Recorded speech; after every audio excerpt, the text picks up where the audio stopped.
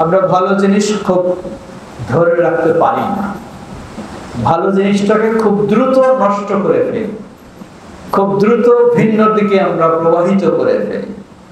এই জন্যই বলছি যে নিয়ামত আমরা পেয়েছি, সেই নিয়ামতকে ধরে রাখা, সেই নিয়ামতকে সুন্দরভাবে কাজে লাগানো, উপকৃত হওয়া, এই নিয়ামত পেয়ে সামনের দিকে এগিয়ে চলা, এটি আমাদের সকলের একটি নৈতিক দায়িত্ব। আল্লাহ আমাদের সে তৌফিক দান করুন। এদেশে কোরআন এবং সুন্নাহর আলোকে আমরা যেন জীবনযাপন করতে পারি, সেই পরিবেশেই যেন আমরা তৈরি করতে পারি। আল্লাহ আমাদের সকলকে সেভাবে তৌফিক দান করুন। আমাদের এই দেশকে আল্লাহ সেভাবেই কবুল করে নিন। বিশ্বব্যাপী নির্যাতিত মাজলুম মুসলিমেরা যেখানে রয়েছে, সেই ফিলিস্তিন সহ সর্বত্রই আল্লাহ তাদেরকে নির্যাতন থেকে মুক্তি দান করুন। তাদের সাহায্য সহযোগিতায় মুসলিম উম্মাহকে এগিয়ে আসার তৌফিক দান করুন। আমাদের দেশেও বিশেষ করে পূর্বাঞ্চলের প্রায় 11টি জেলা ভয়াবহ ঐতিহাসিক বন্যায় ক্ষতিগ্রস্ত। যদিও মিডিয়ায় দেখা যায়, কিন্তু আসলে তাদের কাছে না গেলে জিনিসটা অত উপলব্ধি করা যায় না। আমরা গেছি, জামিয়াতুল হাদিসও গেছে, তাদের দুয়ারে প্রবেশ করা যায় না নৌকা ছাড়া। যেখানে পানির কোনোদিন চিন্তাই ছিল না, সেখানে নৌকা ছাড়া যাওয়া যায় না। ঘরে আশ্রয়ের কোনো সুযোগ নেই। কত কঠিন পরিস্থিতি। আল্লাহ সুবহানাহু ওয়া তাআলা কাছে দোয়া করি, আল্লাহ তাদেরকে বা সকল বিপদগ্রস্তদেরকে এই বিপদ থেকে আল্লাহ হেফাজত করুন এবং আমাদের দেশকে সকল এই ধরনের বিপদ থেকে আল্লাহ মুক্ত রাখুন। আজকে এই জায়গায় এসেছি, এর আগেও আমি এসেছি, কিন্তু একটি বিষয় দেখে আমার কাছে খুবই ভালো লেগেছে। সেটি হলো কামারজুরি এই জামিয়া মসজিদ। দীর্ঘ প্রায় বলা যেতে পারে 3 দশক অতিক্রম করছে এই মসজিদের। তো এই মসজিদ আপনার সম্প্রসারণের জন্য, এই মসজিদ এবং মাদ্রাসা কমপ্লেক্স নির্মাণের জন্য আপনারা কর্মসূচি হাতে নিয়েছেন। আমি তখনও বলেছি, এখনো আমার আলোচনার আগে একটু ছোট্ট পরামর্শ দেব। যদি সুযোগ হয় দায়িত্বশীলদেরকে নিয়ে আলোচনার শেষে কয়েক মিনিট বসতেও পারে। কারণ এইসব এরিয়ায় এই ধরনের মসজিদ ও মাদ্রাসার প্ল্যান হবে আর এটা পড়ে থাকবে, কাজে অগ্রসর হবে না, এটা আসলে বিশ্বাস করা যায় না। এটা যদি বিশ্বাস করতে হয় তাহলে বলতে হবে এই সব এলাকার মানুষেরা নিজের কাজ ছাড়া, নিজের চিন্তা ছাড়া আর কিছুই বুঝে না। সমাজের কোনো চিন্তা তাদের নাই, দিনের কোনো চিন্তাও নাই। এই ধরনের জায়গায় কত আলহামদুলিল্লাহ জায়গার যেমন দাম হয়েছে, মানুষের হাতে তেমন পয়সাও এসেছে, তারপরেও এটি পড়ে থাকবে, এটি আমি বিশ্বাস করি না এবং বিশ্বাস করতে পারি না। তো আমি মনে করি আপনারা যদি সম্মিলিতভাবে কোরআন এবং সুন্নাহর আলোকে চেষ্টা করেন, তাহলে শতভাগ আমার বিশ্বাস আপনারা খুব দ্রুত এই কমপ্লেক্সকে দাঁড় করতে পারবেন ইনশাআল্লাহ। আমি বললাম কোরআন এবং সুন্নাহর আলোকে, মানে কি? কোরআন এবং সুন্নাহর আলোকে এজন্যই বললাম, নবী মুহাম্মদ সাল্লাল্লাহু আলাইহি ওয়াসাল্লাম যখন মক্কা থেকে মদিনায় গেলেন, মদিনায় গিয়ে আগে নিজের বাড়ি নির্মাণে তিনি ব্যস্ত হন নাই। খেয়াল রাখবেন, খালি আহলুল হাদিস দাবি করলে হবে না। আহলুল হাদিসেরা রাসূল সাল্লামের সবচেয়ে বেশি অনুসারী, এটি খালি বললে হবে না, এটি কাজে দেখাতে হবে। নবী সাল্লাল্লাহু আলাইহি ওয়াসাল্লাম মদিনায় গিয়ে নিজের বাড়ি নির্মাণে হাত দিলেন না, মানুষের বাড়িতে উঠলেন, আগে হাত দিলেন মসজিদে নববী নির্মাণের জন্য। তাহলে এই এলাকায় যাদের বাড়ি হয়ে গেছে তাদের জন্য ফরজ হয়ে গেছে এটাকে নিজের বাড়ির মতো রেডি করা। এই চিন্তাটা যদি আমরা সবাই নিতে পারি তাহলে ইনশাআল্লাহ এই কমপ্লেক্স প্রস্তুত হতে বেশি সময় লাগবে না। আর যদি খালি দাবি করি আমরা আহলে হাদিস, জোরে তো আমিন বলি, বুকেও তো হাত বাঁধি, কিন্তু রাসূল সাল্লাল্লাহু আলাইহি সাল্লামের ওই মসজিদ নির্মাণের সুন্নাহ আমল না করি, তাহলে হয়তো আরো 10 বছর পরে থাকতে পারে, তবু এটা দাঁড় হবে না। তো আমার বিশ্বাস আপনারা সুন্নাহর অনুসারী, আহলুল হাদিস, সেই হিসাবে রাসূল সাল্লাল্লাহু আলাইহি সাল্লামের সুন্নাহ অনুযায়ী এই মসজিদ নির্মাণে এগিয়ে আসবেন এবং এটি দ্রুত আমাদের সম্পন্ন হবে ইনশাআল্লাহ।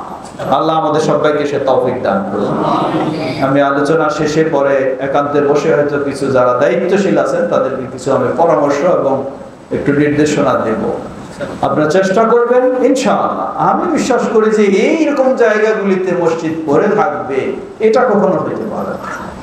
মানুষ বাইরে থেকে এসে মসজিদ করে দিয়ে সওয়াব নিয়ে যাবে, আর আমার সামর্থ্য আছে আমি এখানে মসজিদ করে সওয়াব নেব না, এটা তো হইতে পারে না।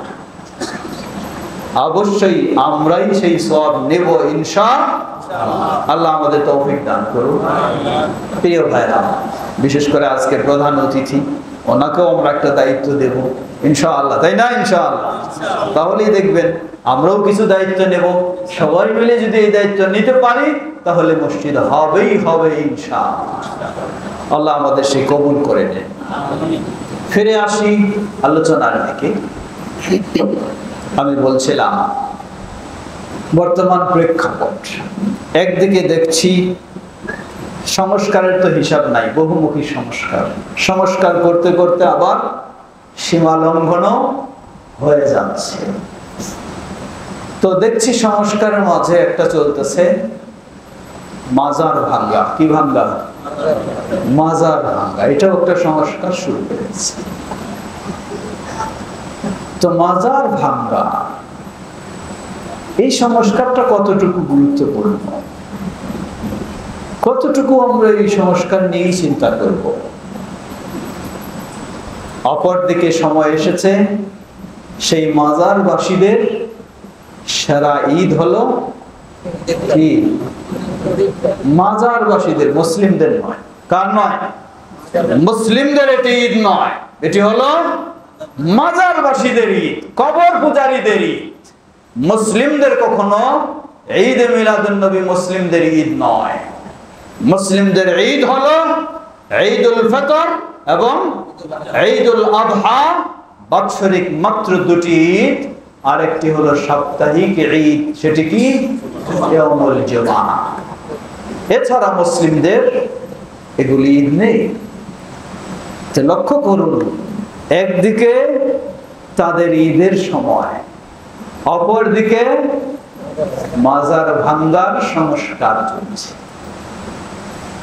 তো দুটোকে যদি আমরা সুন্নায় খুঁজতে যাই, রাসূল সাল্লাল্লাহু আলাইহি ওয়াসাল্লামের নির্দেশনায় খুঁজতে যাই, তাহলে কি পেতে পারি? হাদিসটি সহিহুল বুখারীতে ইমাম বুখারী 5 থেকে 7 বার নিয়ে এসেছেন। প্রথমে নিয়ে এসেছেন 435 নম্বর হাদিস, উম্মুল মুমিনিন আয়েশা রাদিয়াল্লাহু তাআলা আনহা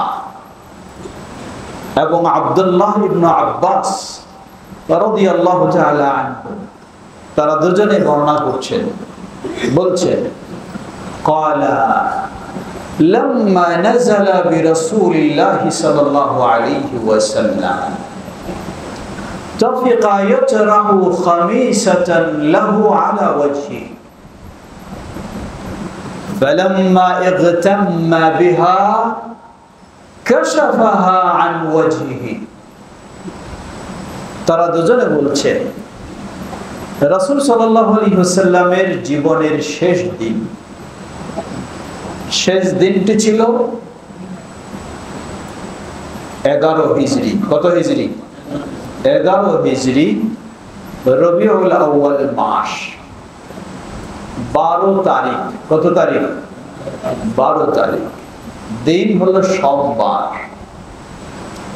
সময় 8 থেকে 9টার দিকে সকাল। এই সময়ের ঘটনা উম্মুল মুমিনিন আয়েশা রাদিয়াল্লাহু তাআলা আনহা বর্ণনা করছেন। আমরা বললাম কত হিজরি, কোন মাস, তারিখ কত, 12। 12 কি সময় কত, সকাল 8 থেকে 9টা, ওয়াক্তুদ দুহা বলা হয়। রাসূল সাল্লাল্লাহু আলাইহি ওয়াসাল্লামের খুব কঠিন অবস্থা, মনে হয় না তিনি আর বাঁচবেন। শেষ পর্যায়ে উম্মুল মুমিনিন আয়েশা রাদিয়াল্লাহু আনহা বলছেন, লাম্মা নাযালা বিরাসূলিল্লাহি সাল্লাল্লাহু আলাইহি ওয়াসাল্লাম, রাসূল সাল্লাল্লাহু আলাইহি ওয়াসাল্লামের খুব কঠিন অবস্থা, কথা বলার শক্তি নেই, মুখ দিয়ে কথা বের হচ্ছে না, ইশারায় কিছু বোঝাতে চাচ্ছেন, কথার আওয়াজ নেই, গায়ে বসার মতো কোনো শক্তি নেই। উম্মুল মুমিনিন আয়েশা রাদিয়াল্লাহু আনহার কোলে মাথা দিয়ে শুয়ে আছেন, নিস্তেজ হয়ে গেছেন। কাছেই তার একটি চাদর রয়েছে, এই চাদর দিয়ে চেহারা ঢেকে নিচ্ছেন। ফালাম্মা, অতঃপর চেহারা ঢেকে নিলে যখন শ্বাস বন্ধ হয়ে যাচ্ছে, কাশাফাহা আন ওয়াজহিহি, চেহারা থেকে আবার চাদরটা সরিয়ে নিচ্ছেন। ক্বালা ওয়া হুয়া কাযালিক, ওই অবস্থায় রাসূলুল্লাহ সাল্লাল্লাহু আলাইহি ওয়াসাল্লাম বললেন, লা'নাতুল্লাহি আলাল ইয়াহুদি ওয়ান নাসারা ইত্তাখাযু কুবুর আনবিয়াইহিম মাসাজিদ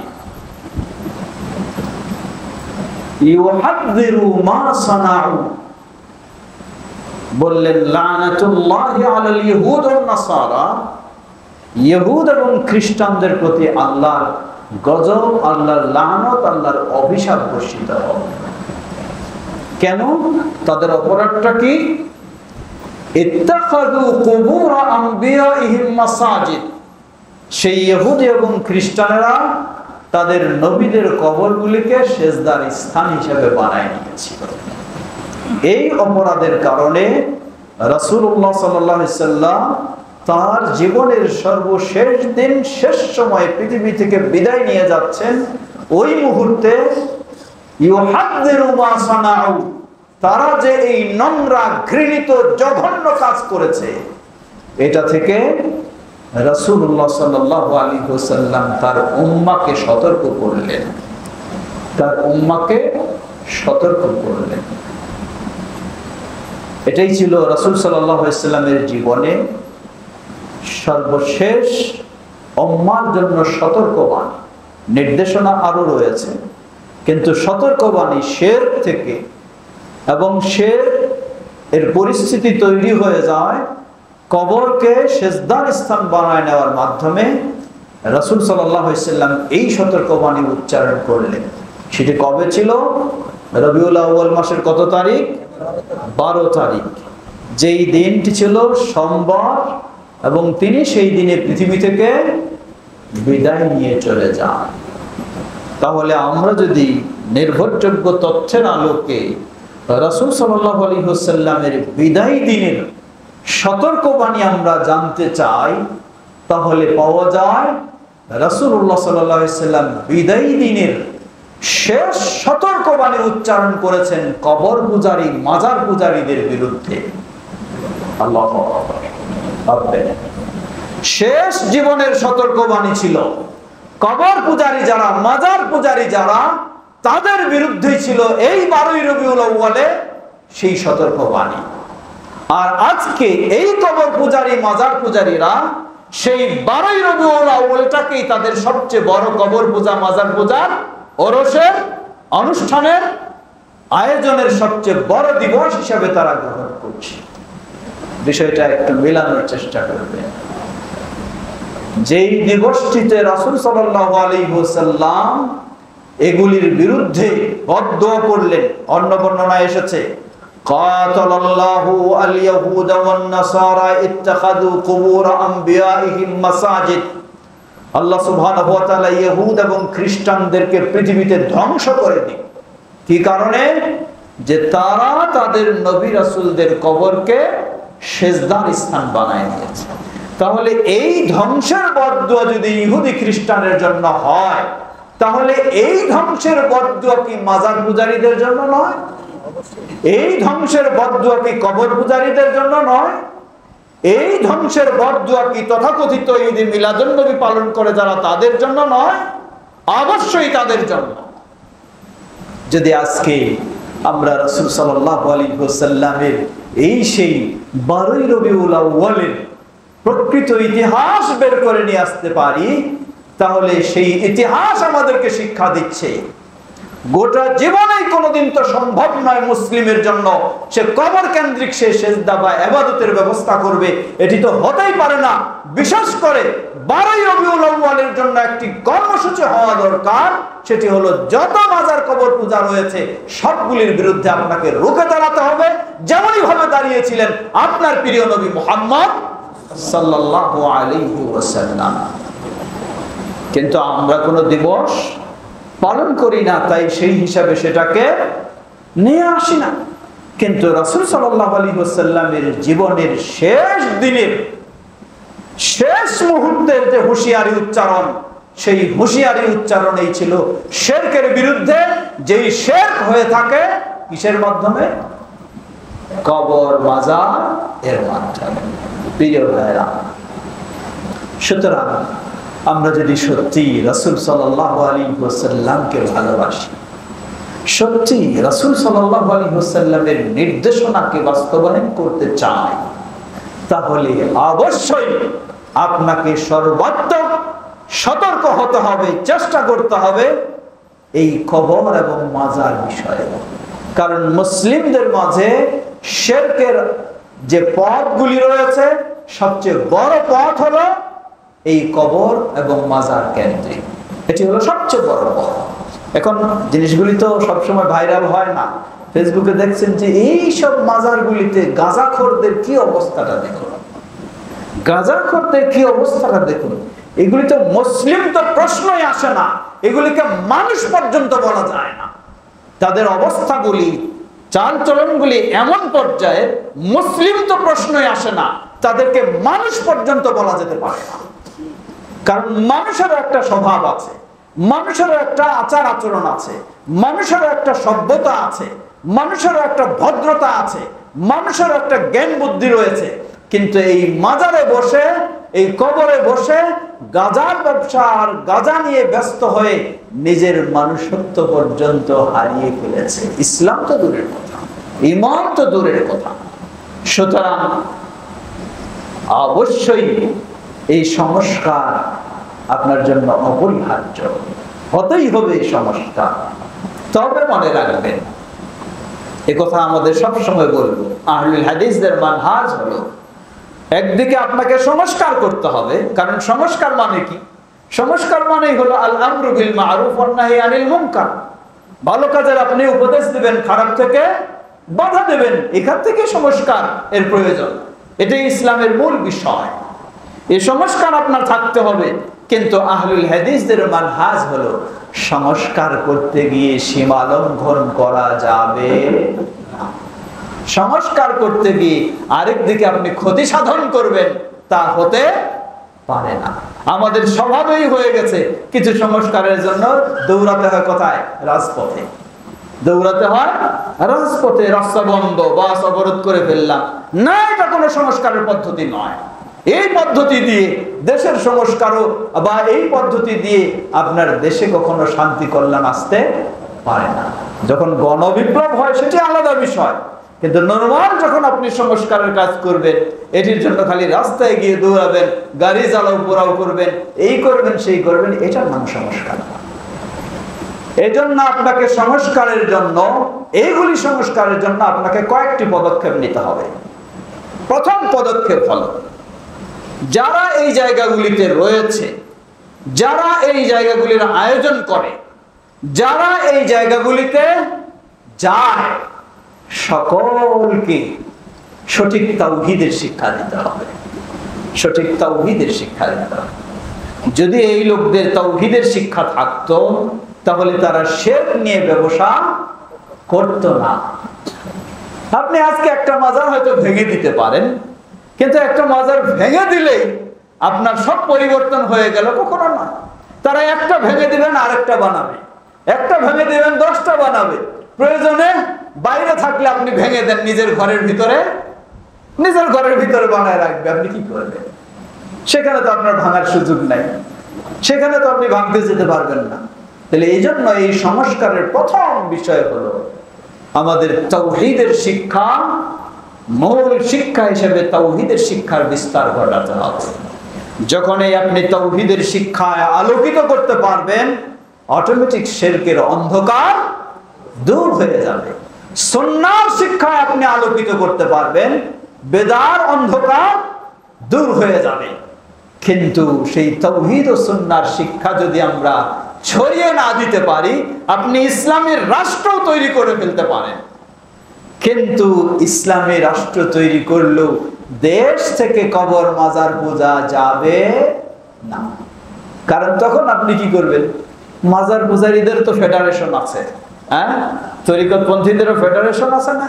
এরও যখন দলবদ্ধ ভাবে আপনার ইসলামী রাষ্ট্রের কাছে গিয়ে, শাসকের কাছে গিয়ে আবেদন করবে, আমরা এত জনবল আছি, আমাদেরও অধিকার রয়েছে, আমরাও এই দেশের নাগরিক, তখন আপনি বসে বসে ফতোয়া দিবেন, আসলে ফিতনা তো সৃষ্টি করা যায় না, অতএব যার যেটা আছে সেটা নিয়ে করতে থাকুক, আমাদের ইসলামী রাষ্ট্রও চলতে থাকুক। লা হাওলা ওয়ালা কুওয়াতা ইল্লা বিল্লাহ। এজন্যই আল্লাহ রাসূল সাল্লাল্লাহু আলাইহি ওয়াসাল্লামের শিক্ষাই হলো কুলু লা ইলাহা ইল্লাল্লাহ তুফলিহু। প্রথম সংস্কার হলো এটা। নবী সাল্লাল্লাহু আলাইহি ওয়াসাল্লাম মক্কার পরিবেশে গিয়ে সেখানে উল্টা দিক থেকে সংস্কার করেননি। প্রথম সংস্কার শুরু করলেন, ভিতরটা আগে তাওহীদ ঢুকাতে হবে। ভিতরে যদি তাওহীদ ঢুকাতে পারি, এই লোক রাষ্ট্রীয় ক্ষমতায় থাকলে তার দ্বারাও তাওহীদের কাজ হবে, গ্রামে গঞ্জে থাকলেও তার দ্বারা তাওহীদের কাজ হবে, পরিবারে থাকলেও তার দ্বারা তাওহীদের কাজ হবে, সর্বত্রই হবে যদি তার ভিতরে তাওহীদ ঢুকাতে পারে। যদি তার ভিতরে তাওহীদ ঢোকানো না যায়, সে যেখানেই থাকুক না কেন ইসলামীকরণ করবে, সবার সাথে তাল মিলিয়ে চলার চেষ্টা করবে। বিশেষ করে মানুষ যখন ক্ষমতায় যায়, তার কাছে সবচেয়ে বড় কোনটা বলেন তো?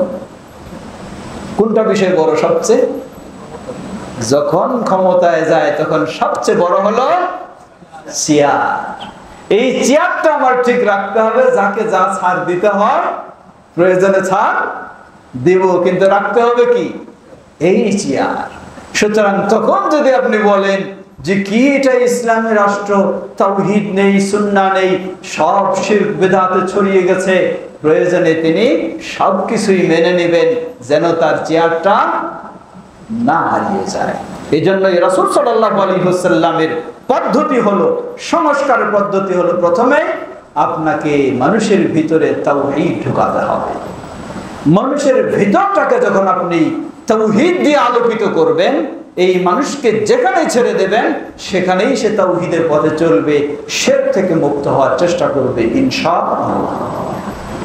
আজকে আমাদের শিক্ষা নীতির কথা বলুন আর যে কথা বলুন, সর্বত্র এই তাওহীদি শিক্ষা সেভাবে নিয়ে আসতে হবে।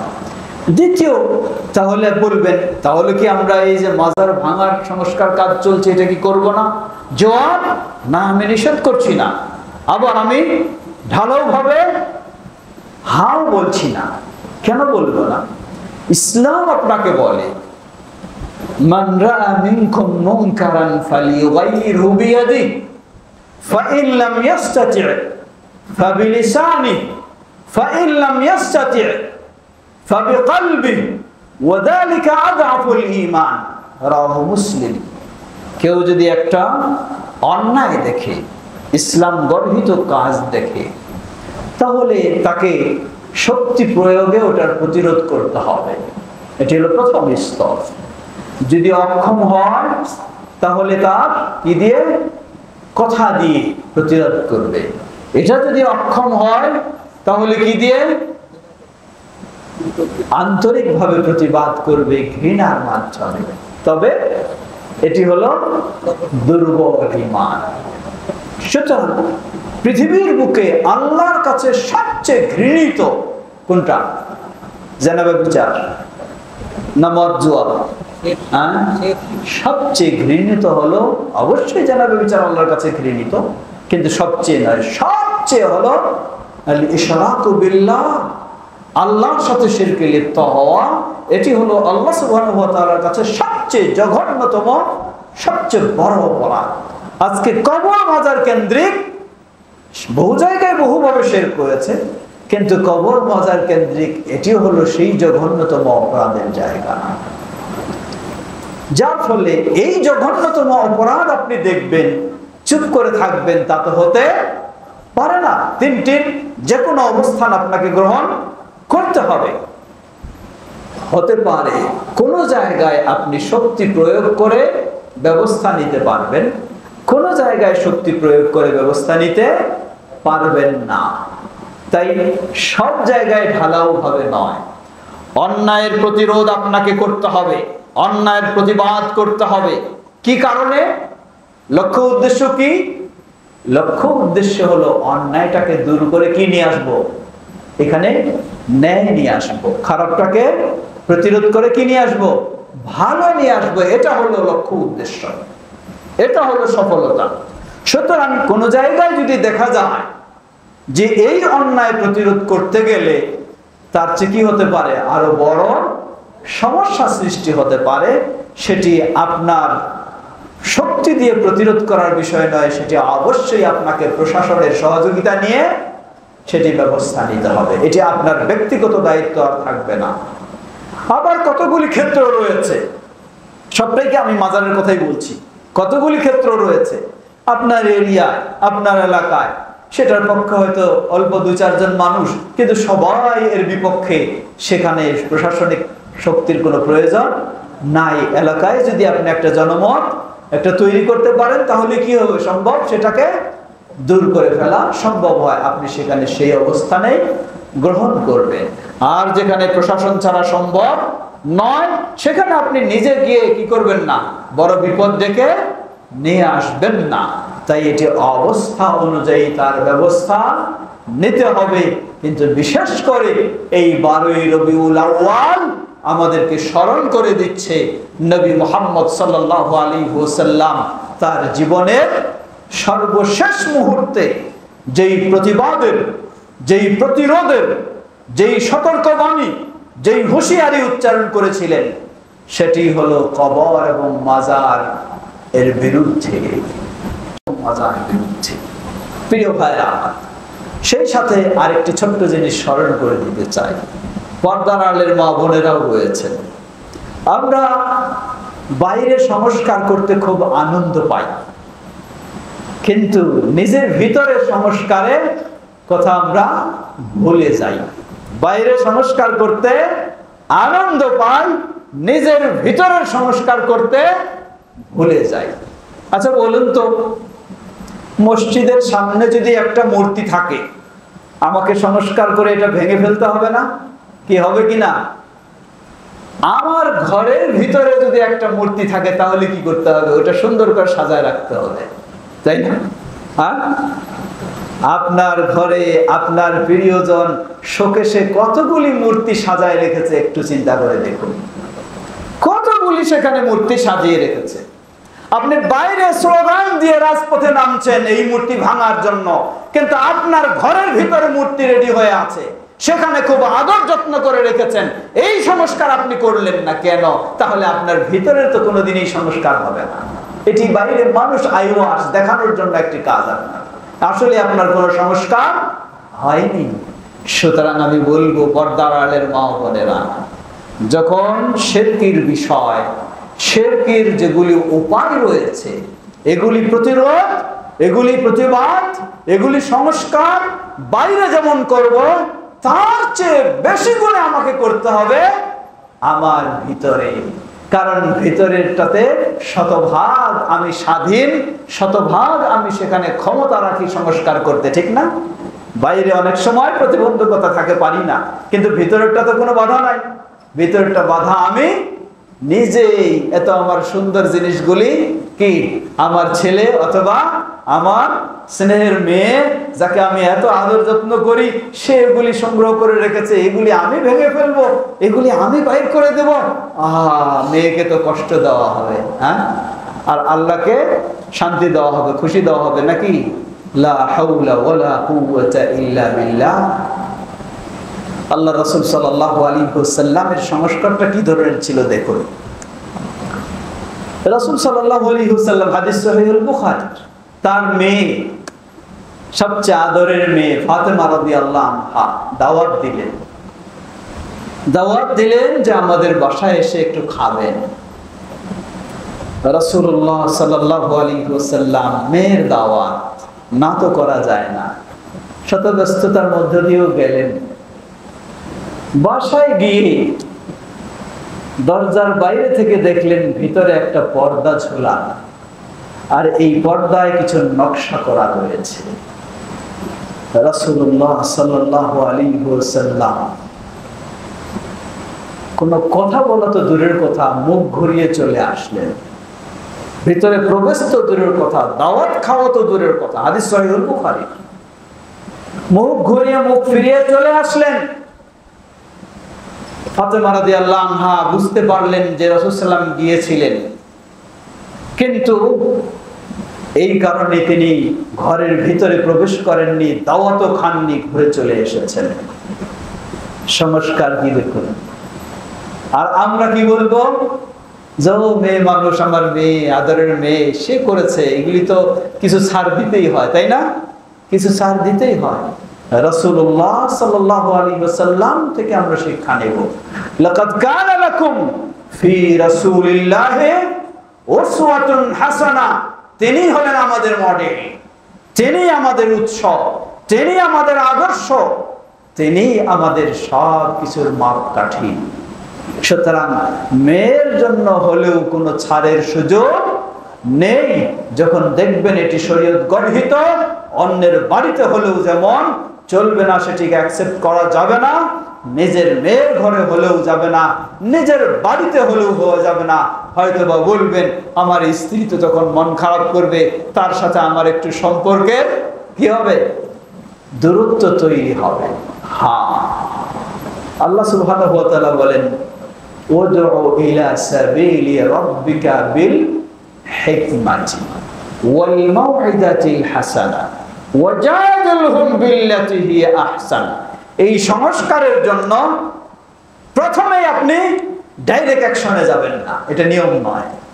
এই সংস্কারের জন্য উদউ ইলা সাবিলি রাব্বিকা বিল হিকমা, প্রথমে আপনি সহজভাবে সংস্কার করার চেষ্টা করবেন। ওয়াল মাউইদাতিল হাসানা, হৃদয় যেন গলে যায় এমন সুন্দর কথা শোনায়, তাকে পরিবর্তন করে আপনি সংস্কার করার চেষ্টা করবেন। কিন্তু প্রথমে গিয়ে আপনি গালি দিয়ে, থাপ্পড় দিয়ে অনেক কিছু শুরু করে দিলেন, এই সংস্কার পন্থা কিন্তু, এই পদ্ধতি মুহাম্মদ সাল্লাল্লাহু আলাইহি ওয়াসাল্লামের নয়। প্রথমেই আপনি হিকমতের সাথে শুরু করবেন, হৃদয় গলে যাবে এমন কথা দিয়ে আপনি শুরু করবেন। ওয়াজাদিলহুম বিল্লাতি হিয়া আহসান, যদি প্রয়োজন হয় তর্কের, সেটি সর্বশেষ পর্যায়ে, কিন্তু তর্ক নোংরা ভাষায় হতে হবে নাকি, গালিগালাজ করে হতে হবে। দেখুন ইসলাম কত সুন্দর। ওয়াজাদিলহুম বিল্লাতি হিয়া আহসান, আপনার স্ত্রীকে মানাতে পারছেন না, ছেলে মেয়েকে মানাতে পারছেন না, তাদেরকে বিভিন্ন সহজ পন্থা অবলম্বন করার পরেও যদিও তার সাথে একটু ঝগড়াও করতে হয়, শেষ পর্যায়ে, এটি হলো সর্বশেষ পর্যায়ে, প্রথম নয়, সেই ঝগড়ার সময়ও আপনাকে অত্যন্ত শালীন হতে হবে, মার্জিত হতে হবে, ভালো ভাষা ব্যবহার করতে হবে, ভালো কথা ব্যবহার করতে হবে। তারপর হয়তো হতে পারে এর আপনার এই সুন্দর আচরণের মধ্য দিয়ে সে অটোমেটিক কি হয়ে যাবে, সেও মানসিকভাবে আপনার জিনিসটা মেনে নিতে প্রস্তুত হয়ে যাবে। কিন্তু এতদিন আপনি ছাড় দিয়ে চলে এসেছেন, আর আজকে ওয়াজ শুনে বাড়িতে গিয়ে একেবারে ডাইরেক্ট অ্যাকশন শুরু করে দিলেন, এটি কিন্তু হতে পারে না। আপনাকে অবশ্যই সুন্দরভাবে যেতে হবে। এটাই নবী মুহাম্মদ সাল্লাল্লাহু আলাইহি ওয়াসাল্লামের পদ্ধতি। লক্ষ্য করুন, যেটা আমি অনেক সময় স্মরণ করে দিই, এটা হাদিস সহিহ বুখারী। নবী সাল্লাল্লাহু আলাইহি সাল্লাম ঘরের ভিতরে আছেন, হঠাৎ কয়েকজন ইহুদি তারা নবী সাল্লাল্লাহু আলাইহি সাল্লামের সাথে সাক্ষাতের জন্য আসলেন, অনুমতি চাইল বাইরে থেকে। নবী সাল্লাল্লাহু আলাইহি ওয়াসাল্লাম অনুমতি দিলেন, ইহুদি অনুমতি দিলেন তাদেরকে। কারণ নবী সাল্লাল্লাহু আলাইহি ওয়াসাল্লামের কাজ কি? কাজ হলো কাকে কোন সুযোগে ইসলামের দাওয়াত দেওয়া যায়, কাউকে তিনি কি করতে পারেন না। যতক্ষণ বুঝেন যে এই লোকটা ডাইরেক্ট এসে আমাকে আক্রমণ করবে না বা আঘাত করবে না, ততক্ষণ তিনি বাধা দেন না, সুযোগ নেন কাকে কোন সুযোগে কিভাবে দাওয়াত দেওয়া যায়। সেই ইহুদি অনুমতি দিয়ে দিলেন, আসুন। তারা ঢুকলো ঘরের ভিতরে, ঢুকেই সালাম দিল। কি সালাম দিল? বলল আসসালামু আলাইকুম। বলল আসসালামু আলাইকুম। অর্থ কি? অর্থ হলো আপনার ধ্বংস হোক। দেখুন, রাসূল সাল্লাল্লাহু আলাইহি সাল্লামের সাক্ষাতে এসে ঘরে ঢুকে বলে দিল আসসালামু আলাইকুম, আপনার ধ্বংস হোক। রাসূল সাল্লাল্লাহু আলাইহি সাল্লাম শুনলেন, শুনে অস্থির হননি, ক্ষিপ্ত হয়ে যান নাই, ঠান্ডা মাথায় তিনি ব্যবস্থা নিলেন। তিনি জবাব দিলেন ওয়া আলাইকুম। কি জবাব দিলেন? ওয়া আলাইকুম। শুধু এতটুকু। মানে কি? যেটা চাইছো এটা তোমার জন্য হয়ে যাক, যেটা চাইছো এটা তোমার জন্য হয়ে যাক। কোনো নম্র, কোনো কঠিন ভাষা ব্যবহার করলেন না, কোনো গালিও দিলেন না, খালি বললেন ওয়া আলাইকুম, যা বলেছো এটা তোমার জন্য হয়ে যাক। এরপর কথাবার্তা হলো, কথাবার্তা শেষ করে তারা চলে যায়। আয়েশা রাদিয়াল্লাহু আনহা পর্দার আড়ালে আছেন, তিনি নিজেকে সামলাতে পারছেন না, খিসমিস করতেছেন খালি রাগে। তারা যখন বের হয়ে গেল, রাসূল সাল্লাল্লাহু আলাইহি সাল্লামের সামনে এসে আয়েশা রাদিয়াল্লাহু আনহা অনেক বকাবাজি শুরু করলেন। আল্লাহ তাদেরকে ধ্বংস করুক, তাদের লানত হোক, ইত্যাদি ইত্যাদি অনেক কিছু ক্ষিপ্ত হয়ে বলা শুরু করলেন। রাসূল সাল্লাল্লাহু আলাইহি সাল্লাম বললেন, হে আয়েশা, কি হলো তোমার? ঠান্ডা মাথায় বললেন, হে আয়েশা, কি হলো তোমার? আয়েশা রাদিয়াল্লাহু আনহা রাসূল সাল্লাল্লাহু আলাইহি সাল্লামকে ধমক দিলেন, কেন আপনি শুনেন নাই কি হলো? তারা আমার বাড়িতে এসে আপনাকে লানত, এই ধ্বংসের জন্য বদদুয়া করে যাবে, এটা আমি মেনে নেব? রাসূল সাল্লাল্লাহু আলাইহি সাল্লামকে ছাড়লেন না যে কেন আপনি শুনেন নাই কি হলো? রাসূল সাল্লাল্লাহু আলাইহি সাল্লাম আবার বললেন, হে আয়েশা, তুমি কি শোনো নাই আমি কি বলেছি? আমিও তো বলেছি যে তোমাদের ধ্বংস হোক। তারপর বললেন, হে আয়েশা, জেনে রাখো, ইন্নাল্লাহা রাফিকুন ওয়া ইউহিব্বুর রিফকা। আল্লাহ সুবহানাহু ওয়া তাআলা হলেন নম্র ভদ্র, আর আল্লাহ সুবহানাহু ওয়া তাআলা নম্রতা ভদ্রতাকে পছন্দ করেন, ভালোবাসেন। সুবহানাল্লাহ। এই শিক্ষা দিলেন রাসূল সাল্লাল্লাহু আলাইহি সাল্লাম আয়েশা রাদিয়াল্লাহু আনহা। এই হাদিস আপনাকে একটা বড় শিক্ষা দেয়, কোনো সন্দেহ নাই। আপনি শক্তি দিয়ে অন্যায় প্রতিরোধ করবেন, কিন্তু এর অর্থ এই নয় আগেই আপনি প্রতিরোধের পন্থা ব্যবহার করে ফেলবেন, শক্তির পন্থা ব্যবহার করবেন। এটা ইসলাম বলে না। ইসলাম বলে ওয়াদউ ইলা সাবিলি রাব্বিকা বিল হিকমাতি ওয়াজাদিলহুম বিল্লাতি হিয়া আহসান। প্রথম হলো আপনি সহজ পন্থা অবলম্বন করবেন। তাই পারিবারিক ভাবেও আমাদের ভিতরেও যে সংস্কারের প্রয়োজন রয়েছে, আপনি বাইরের সংস্কারের জন্য এত লম্পজম্প করছেন, আপনার ঘরে খুঁজেন তো বেনামাজি আছে নাকি? আপনার ঘরে খুঁজেন বেনামাজি আছে কিনা।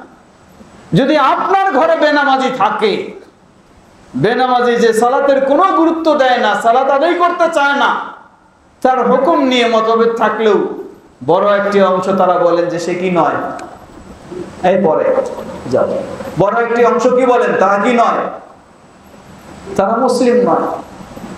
তাহলে আমার ঘরে এমন বেনামাজি যার বিষয়ে ফতোয়া এসে গেছে সে মুসলিম নয়, তাহলে আমি বাইরে সংস্কার করে কি করব? এর অর্থ এই বলছি না বাইরে সংস্কার বন্ধ তা নয়, অবশ্যই সংস্কার করবেন, কিন্তু আগে প্রয়োজন। আল্লাহ সুবহানাহু ওয়া তাআলা বলেন, ইয়া আইয়ুহাল্লাযীনা আমানু কু আনফুসাকুম ওয়া আহলিকুম নারা, ওহে যারা ঈমান এনেছো, আগে তোমরা নিজেদেরকে, পরিবারের সদস্যদেরকে জাহান্নাম থেকে বাঁচাও। আমার ঘরে আজকে আমি চিন্তা করছি যে অমুক ইউনিভার্সিটিতে বা অমুক কলেজে মেয়েদের হেজাব নিষিদ্ধ করে দিল কেন, এর বিরুদ্ধে আমি আন্দোলন করতে চাচ্ছি, ঠিক না?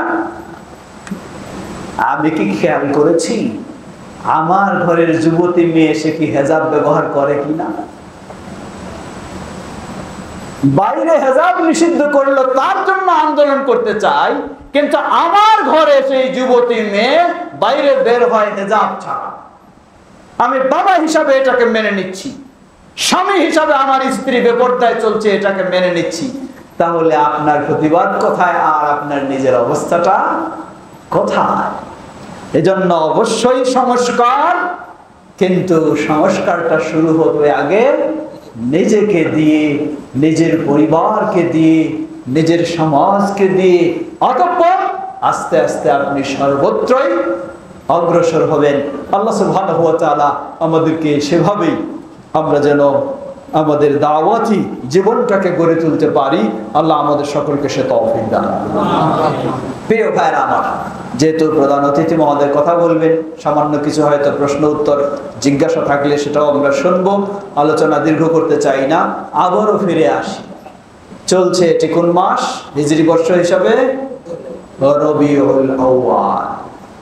রবিউল আউয়ালের আমাদের দেশের চাঁদ দেখা অনুযায়ী আজকে শুক্রবার ছিল 9 তারিখ, আগামী 16ই সেপ্টেম্বরে হবে কত? 12 তারিখ। বলার অপেক্ষা রাখে না, 12 তারিখ 12 রবিউল আউয়ালকে কেন্দ্র করে যে তথাকথিত ঈদে মিলাদুন নবী পালন করে, এই ঈদে মিলাদুন নবীর ইসলামে কোনো অস্তিত্ব নেই, ইসলামে কোনো ভিত্তি নেই। এমনকি এই তথাকথিত ঈদে মিলাদুন নবী এর উৎপত্তির বিষয়টি যদি চিন্তা করি, তাহলে বলতে হয় প্রথম বিষয় হলো 12ই রবিউল আউয়াল নির্ভরযোগ্য তথ্য অনুযায়ী রাসূল সাল্লাল্লাহু আলাইহি সাল্লামের এটি জন্মদিবস না মৃত্যু দিবস? এটি মৃত্যু দিবস। কারণ 12ই রবিউল আউয়াল নির্ভরযোগ্য তথ্য বলে না যে এটি রাসূল সাল্লামের জন্মদিবস। জন্মদিবসের অনেকগুলি ডেট রয়েছে, কোথায় 3 তারিখ হতে পারে রবিউল আউয়ালের, 8 তারিখ হইতে পারে, 9 তারিখ হইতে পারে, 10 হইতে পারে, 11 হইতে পারে, 12 হইতে পারে, ইত্যাদি ইত্যাদি। নির্ভরযোগ্য কোনো 12ই রবিউল আউয়াল জন্ম দিবস নয়, কিন্তু নির্ভরযোগ্য তথ্যের আলোকে 12ই রবিউল আউয়াল হলো নবী মুহাম্মদ সাল্লাল্লাহু আলাইহি সাল্লামের মৃত্যু দিবস। সেই মৃত্যু দিবসে আপনি জন্মদিবস পালন করে উল্লসিত হবেন, তাহলে তো আপনার বিষয়টা বোঝা যায় রাসূল সাল্লামের বিদায়ে আপনি উল্লসিত হচ্ছেন। আপনার ঈমানেই বা কি আছে সেটি বলার অপেক্ষা রাখে না। যদি ঈমান থাকতো তাহলে যেই দিনটাতে রাসূল সাল্লাম বিদায় নিয়েছেন সেই দিনে আপনি আনন্দ উল্লাস করবেন না। তৃতীয় বিষয়, যেহেতু ইসলামে কোনো বার্ষিকী পালনের সুযোগ নেই, না জন্ম না মৃত্যু, তাই আমরা কোনো বার্ষিকী পালন করতে, নিশ্চিত মৃত্যু দিবস হলেও বার্ষিকী পালনের সুযোগ নেই। চতুর্থ বিষয়, আপনার কাছে আসে বলবে কেন সহিহ হাদিসে তো পাওয়া যায় নবী সাল্লাল্লাহু আলাইহি ওয়াসাল্লাম নিজেই নিজের জন্মদিবস পালন করেছেন, আর আপনারা করবেন না কেন? খেয়াল করবেন, সহিহ হাদিস তো খুঁজে আপনাকে বলবে সহিহ হাদিসে পাওয়া যায় নবী সাল্লাল্লাহু আলাইহি ওয়াসাল্লাম নিজেই নিজের জন্মদিবস পালন করেছেন, আর আপনারা করবেন না কেন? তো কেমনে কি? যে সহিহ মুসলিমের হাদিস, রাসূল সাল্লাল্লাহু আলাইহি ওয়াসাল্লামকে যখন সোমবার তিনি সিয়াম রাখতেন জিজ্ঞাসা করা হলো, তিনি বলেন উলিদতু ফীহি ওয়া বুইসা আলাইয়া, যে সোমবারটা হলো ইয়াউমুল ইসনাইন, এই দিনে আমি জন্ম লাভ করেছি, এই দিনে আমাকে নবুয়ত দেওয়া হয়েছে, তাই আমি সোমবারে কি করি? সিয়াম পালন করি। তাহলে এই হাদিস বলে দিচ্ছে নবী সাল্লাল্লাহু আলাইহি ওয়াসাল্লাম তিনি নিজে কি করলেন? তার জন্মদিবস হিসেবে সিয়াম পালন করেছেন, অতএব নিজেই কি করলেন? জন্মদিবস পালন করলেন। এই দলিল আপনার কাছে সহিহ হাদিসের দলিল নিয়ে উপস্থিত। কি জবাব? জবাব, প্রথম বলবো নবী সাল্লাল্লাহু আলাইহি ওয়াসাল্লাম সিয়াম পালন করেছেন সোমবার, আমরাও সাপ্তাহিক সিয়াম সোমবার বৃহস্পতিবার পালন করি, কিন্তু এটি প্রকৃতপক্ষে রাসূল সাল্লাল্লাহু আলাইহি ওয়াসাল্লামের জন্মদিবসেই কারণ এটি জন্য নয়, বরং তিরমিজির হাদিস, সেটাও সহিহ। নবী সাল্লাল্লাহু আলাইহি ওয়াসাল্লাম তিনি বললেন যে সপ্তাহে প্রতি সোমবার এবং বৃহস্পতিবার আদম সন্তানের আমলগুলি আল্লাহর কাছে উপস্থাপন করা হয়। ওয়া আনা উহিব্বু আন ইউরাদা আমালি ওয়া আনা সাইম, আর আমার কাছে পছন্দনীয় হলো ওই দিনটিতে আমি সিয়াম রাখবো, যাতে আমি রোজাদার হিসাবে আল্লাহর কাছে আমাকে উপস্থাপন করা হয়। সুবহানাল্লাহ। এজন্যই মূলত বেশি রাসূল সাল্লাল্লাহু আলাইহি ওয়াসাল্লাম কি করতেন, সোমবারে সিয়াম রাখতেন। তাই সেই উদ্দেশ্যেই তিনি এবং তার উম্মাকেও তিনি উদ্বুদ্ধ করেছেন সাপ্তাহিক সোমবার এবং বৃহস্পতিবার সিয়াম রাখা। এটি শুধু জন্মবার্ষিকী হিসাবে, জন্মদিন হিসাবে নয়। এক। দ্বিতীয়, আজকে যারা ঈদে মিলাদুন নবী পালন করে জন্মবার্ষিকী, তারা কিন্তু সোমবার হিসাবে কখনোই পালন করে না। তারা পালন করে কি 12ই রবিউল আউয়াল হিসাবে। তারা কখনো সোমবার হিসাবে পালন করে না। যদিও এইবার কি হবে, যদিও এইবার সোমবার মিলে গেছে, কিন্তু প্রতিবার সোমবার কখনোই 12ই রবিউল আউয়াল মিলে না। 12ই রবিউল আউয়াল কখনো কি হয়, কখনো শুক্রবারও হয়, রবিবারও হয়, গতবারই ছিল অন্য দিন, এবার হয়তো মিলে যাবে হিসাবে, কিন্তু কখনো তারা সোমবার হিসাবে পালন করে না। তারা পালন করে কি 12ই রবিউল আউয়াল হিসাবে। অতএব হাদিসের সাথে তাদের আমলের সম্পর্ক নেই, অতএব এই হাদিস দিয়ে তারা দলিল দিতে পারে না। তৃতীয়, রাসূল সাল্লাল্লাহু আলাইহি ওয়াসাল্লামের সেটা যদি মেনেও নেই, রাসূল সাল্লাল্লাহু আলাইহি ওয়াসাল্লাম কি সেই দিন রাজপথে জশ্নে জুলুসের মাধ্যমে তার জন্মদিবস পালন করেছেন নাকি? তা কখনোই নয়। সেই দিন কি নারী পুরুষে একাকার হয়ে অবৈধভাবে এই ধরনের অনুষ্ঠান করেছেন? না, কখনোই নয়। সিয়াম পালন করেছেন, তোমরা সিয়াম পালন করো, কিন্তু সিয়াম পালনে তো তারা কেউ নাই। সুতরাং এটি তাদের মন গড়া কথা ছাড়া আর কিছুই নয়। প্রিয় ভাইয়েরা আমার, সুতরাং আমরা বলবো যে এক হলো ডেট তারিখের ক্ষেত্রে নয়, দ্বিতীয় হলো এই ঈদে মিলাদুন নবীর উৎপত্তি কবে থেকে। এই ঈদে মিলাদুন নবীর উৎপত্তি রাসূল সাল্লাল্লাহু আলাইহি ওয়াসাল্লামের জীবনে এর অস্তিত্ব পৃথিবীর বুকে ছিল না, খোলাফায়ে রাশিদিনের যুগে ছিল না, উমাইয়া শাসনের সেই 132 হিজরি পর্যন্ত 92 বছর উমাইয়া শাসনে এই ঈদে মিলাদুন নবীর অস্তিত্ব ছিল না। এরপরে শুরু হয় আব্বাসীয় শাসন। আব্বাসীয় শাসনের হিজরি, এখানে দুটি মত রয়েছে, তো যেটি বেশি হলো তা হলো হিজরি 4th শতাব্দীর শেষের দিকে। হিজরি 4th শতাব্দীর শেষের দিকে মিশরের কায়রোতে ফাতেমি বংশ তখন খেলাফতে ছিল। ফাতেমি বংশ হলো শিয়া।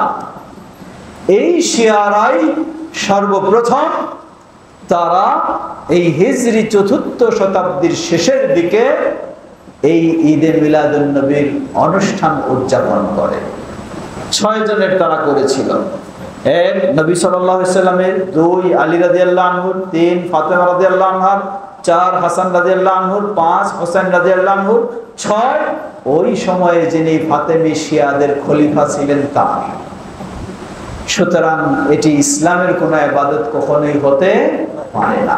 আবার আসুন, তারা যে এটা করলো, এটা তারা কই পেল? এটা তো কোরআনেও নেই, হাদিসেও নেই, রাসূল সাল্লাল্লাহু আলাইহি যুগেও নেই, সাহাবীদের মধ্যেও নেই, তাবেঈদের মধ্যেও নেই, প্রসিদ্ধ ইমাম আবু হানিফা রাহিমাহুল্লাহর আমলেও নেই, ইমাম মালিকেরও নেই, ইমাম শাফিঈরও নেই, ইমাম আহমদ বিন হাম্বলেরও নেই। তাহলে পেল কোথায়? তারা পেয়েছে, শিয়ারা পেয়েছে খ্রিস্টানদের কাছে। শিয়ারা পেয়েছে কার কাছে? খ্রিস্টানদের কাছে। শিয়াদের অনুসরণ, শিয়াদের উৎপত্তি হলো ইহুদিদের থেকে। সুতরাং তাদের অনুসরণই হলো ইহুদি, খ্রিস্টান ও হিন্দু, এদের অনুসরণ শিয়াদের। কোরআন এবং সুন্নাহর কখনো অনুসরণ শিয়াদের, চরমপন্থী শিয়াদের কখনো নয়।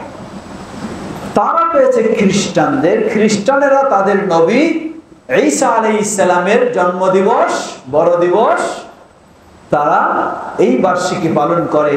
খ্রিস্টানেরা যদি এটা করতে পারে, তাদের নবীর জন্মদিবসের উৎসব পালন করতে পারে, আমরা কেন পারবো না? আমাদের সমাজে যেমন চল্লিশা বুঝেন তো, চল্লিশা তো ইসলামের ইবাদত নাকি? তাহলে চল্লিশা সমাজে কেমনে আসলো? এই চল্লিশা এসেছে কাদের অনুসরণ করে? হিন্দুদের অনুসরণ করে। হিন্দুদের কোন সন্তানের বাবা মা যদি মারা যায়, নিয়ম হলো 40 দিন সে শুধু আতপ চালের ভাত খাবে, কোনো তরকারি টরকারি ছাড়া। 40 দিন যখন পূর্ণ হয়ে যাবে, তখন মাথার চুল টুল কেটে সব কিছু পরিচ্ছন্ন হবে এবং তাদের মিলাদ পড়ানোর জন্য তাদের ব্রাহ্মণকে নিয়ে আসবে। তো পার্শ্বের হিন্দুরা যখন বাবার জন্য 40 করতে পারে, এই মুসলমানেরা ভাবলো আমার বাবা মারা গেছে, আমি কেন আমার বাবার 40 করতে পারবো না?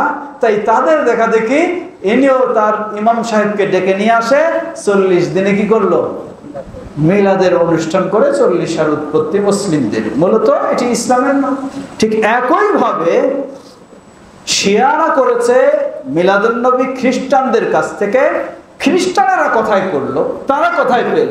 ঈসা আলাইহিস সালাম কি বিধান দিয়েছেন সেই শরীয়তে যে খ্রিস্টানদেরকে জন্মবার্ষিকী পালন করতে হবে?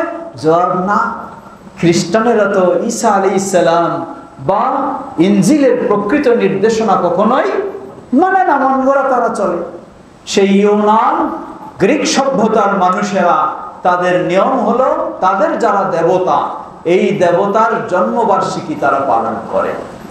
ওই গ্রিক সভ্যতার মানুষদের থেকে খ্রিস্টানরা গ্রহণ করে, খ্রিস্টানদের থেকে গ্রহণ করে শিয়ারা, আর শিয়াদের থেকে গ্রহণ করে তথাকথিত সুন্নি যারা বলে, তথাকথিত সুন্নি। এজন্য দেখবেন, খেয়াল রাখবেন, আমাদের দেশে যারা এই ঈদে মিলাদুন নবীকে শক্ত করে পালন করে, এদের শিয়াদের সাথে খুবই মিল রয়েছে, কাছাকাছি। এরা খুবই শিয়াদের কাছাকাছি, এরা শিয়াদের এই অনুসরণ করে, এগুলি করে থাকে। প্রিয় ভাইয়েরা আমার, সুতরাং এটি কখনোই ইসলামের বিষয় হতে পারে না। আল্লাহ বলেন, ওয়ামা আতাকুমুর রাসূলু ফাখুযুহু ওয়ামা নাহাকুম আনহু ফান্তাহু। রাসূল যা দিয়ে গেছেন তা গ্রহণ করো, রাসূল যা নিষেধ করেছেন তা থেকে বিরত থাকো। রাসূলুল্লাহ সাল্লাল্লাহু আলাইহি ওয়াসাল্লাম বলেন, মান আমিলা আমালান লাইসা ফীহি আমরুনা ফাহুয়া রাদ্দুন। যে ব্যক্তি এমন কোন আমল করবে যেই আমলের ক্ষেত্রে আমাদের কোন নিয়ম নীতি নির্দেশনা নেই, ফাহুয়া রাদ্দুন আই মারদুদুন গায়রু মাকবুলিন, সেটি প্রত্যাখ্যানযোগ্য, কখনো আল্লাহর কাছে গ্রহণযোগ্য হতে পারে না। সুতরাং ঈদে মিলাদুন নবী একটি প্রত্যাখ্যানযোগ্য, বর্জনীয় একটি কাজকর্ম, এটি ইবাদত নয়, কুসংস্কার। এবং এটি করলে কেউ হয়তো বলতে পারে, আচ্ছা করলাম রাসূলের প্রতি ভালোবাসার দোহাই দিয়ে, সওয়াব না হয় নাই হলো। কেউ হয়তো বলতে পারে, হ্যাঁ রাসূলের প্রতি ভালোবাসা দেখানোর জন্য করলাম, সওয়াব না হয় নাই হলো। মনে রাখবেন, আপনার প্রতিটি ইবাদত হয় তাওহীদের পথে, নয় শিরকের পথে, হয় সুন্নাহর পথে, নয় বেদাত পথে। যদি তাওহীদের পথে হয় এবং সুন্নাহর অনুযায়ী হয়, তাহলে আল্লাহর কাছে কবুল হবে, এর সওয়াব পাবেন। যদি শিরকের পথে হয়, তাহলে এই ইবাদতেই, এই আমলেই আপনাকে নিয়ে যাবে ইন্নাহু মান ইউশরিক বিল্লাহ ফাকাদ হারামাল্লাহু আলাইহিল জান্নাহ ওয়া মাওয়াহুন নার ওয়া মা লিয-যালিমিনা মিন আনসার।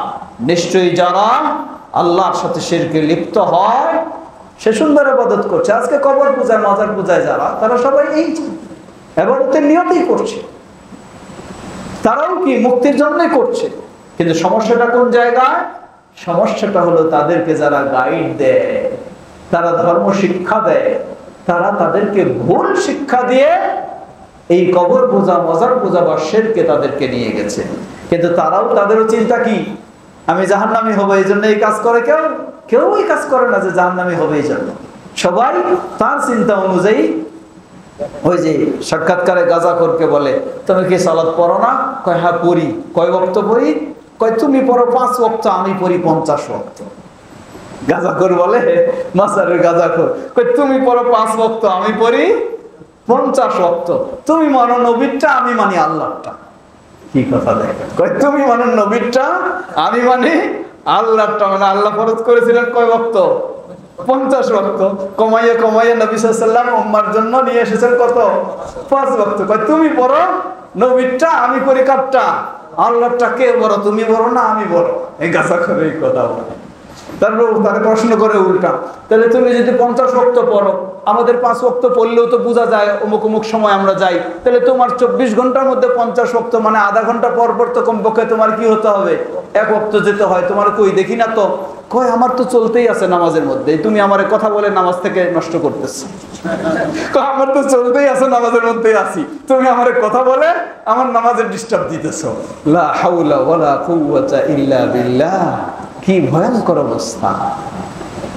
কিভাবে এরা মুসলিম তো প্রশ্নই আসে না, এদেরকে মানুষও বলা যাবে না। চতুষ্পদ জীব জানোয়ারও এদের চেয়ে অনেক ভালো আছে, অনেক ভালো।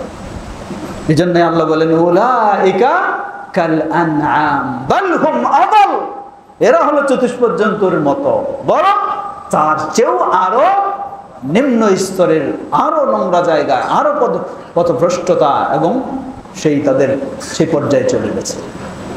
আল্লাহ আমাদের এইসব বিষয় থেকে হেদায়েত দান করুন। আমরা যেন তাওহীদ ও সুন্নাহর পথে চলতে পারি, আল্লাহ আমাদের সে তৌফিক দান করুন। আজকে আহলুল হাদিসদের দাওয়াত হলো এটাই। আল্লাহ রাব্বুল আলামিনের নিয়ামতের শুকরিয়া আদা করেন। আপনিও মাজার পূজারী হতে পারতেন, আপনিও বেদাতের পিছনে যুদ্ধ করতেন বেদাতকে প্রতিষ্ঠিত করার জন্য, যদি আপনার ভিতরে আহলুল হাদিসের এই আকীদাটা না থাকতো। আল্লাহ সুবহানাহু ওয়া তাআলা কত বড় নিয়ামত দিয়েছেন, আলহামদুলিল্লাহ, আলহামদুলিল্লাহ। আল্লাহর এই নিয়ামত পাওয়ার কারণে আজকে আপনি জন্মগতও যদি হন, তেমন বেশি শিক্ষা পড়াশোনা করতে পারেন নাই, খালি আহলে হাদিস সমাজে আছেন, এইভাবে সালাত আদায় করেন, মসজিদে আসেন, এতটুকুতেই আপনার ভিতরে একটা তৈরি হয়ে গেছে যে আহলুল হাদিস কখনো কোনো মাজারে কবরে যেতে পারে না। এটি হলো আহলুল হাদিস হওয়ার সৌভাগ্য, আলহামদুলিল্লাহ। যেন সেই সৌভাগ্যকে আরো সুন্দর করে নিতে পারি, প্রকৃত আহলুল হাদিস হতে পারি। আল্লাহ আমাদের সকলকে সে তৌফিক দান করুন। কথা আর দীর্ঘ না করে শেষ করতে চাই। এতক্ষণ যাবত যে কথাগুলি আমরা শুনেছি, সেগুলি থেকে যেন আমরা উপকৃত হতে পারি। বাংলাদেশ জামিয়াত আহলে হাদিস এভাবেই দাওয়াত দিয়ে যাচ্ছে আজকে তাওহীদ ও সুন্নাহ এবং শিরক ও বিদআ মুক্ত হওয়ার। আমরা যেন সকল ক্ষেত্রে সেভাবেই আমরা নিজেদেরকে গড়ে তুলতে পারি, আমাদের সমাজ, আমাদের দেশ সবকিছুই সেভাবে গড়ে তুলতে পারি। আল্লাহ আমাদের সকলকে সে তৌফিক দান করুন।